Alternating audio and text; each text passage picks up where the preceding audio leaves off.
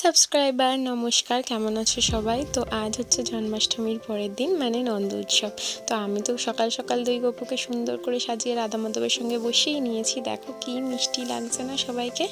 আর আমার তো খুবই ভালো লেগেছে। একে একে এখানে আমি সমস্ত রকমের ভোগগুলো রান্না করে সাজিয়ে নিয়ে এলাম। এবার দুপুরের আরতিটা সেরে নিলাম গোপালের জন্য। আর আরতি সারার পরেই আমি ভোগটা দিয়ে কিছুক্ষণের জন্য চলে যাবো। আর একটা কথা এখানে বলে রাখি, আমার যেহেতু পরীক্ষা হয়নি, তাই জন্য আমি অন্যের কোনো ভোগ ভগবানকে দিতে পারবো না। আসলে কোনো ভোগই দিতে নেই, কিন্তু বাড়ির ঠাকুর যেহেতু আছে সেই অর্থে দিতে আছে, কিন্তু অন্যের ভোগটা বেসিক্যালি দিতে নেই আমি যতটুকু জানি।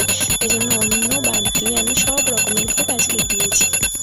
নন্দ উৎসবে সেলিব্রেট করার জন্য আমি এটা করি। প্রথম বছর থেকে আমি এটা করছি। তো যাই, এবার আমার তো আরতি শেষের দিকে, তো আমি আরতিটা করে নিই, চলো।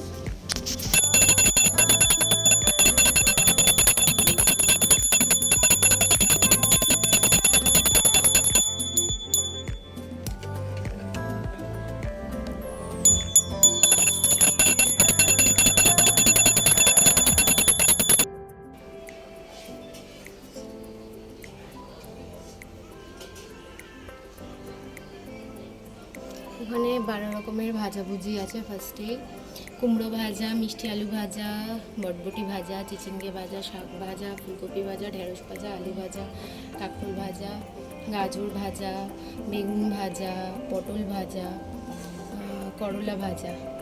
তারপরে এখানে রয়েছে লুচি, তালের লুচি, এমনি লুচি, আলুর দম। আর এটা রয়েছে মিক্স সবজি ঘ্যাট। এটা হচ্ছে পনির নবরত্ন। এখানে হচ্ছে ফ্রাই আলুর দম।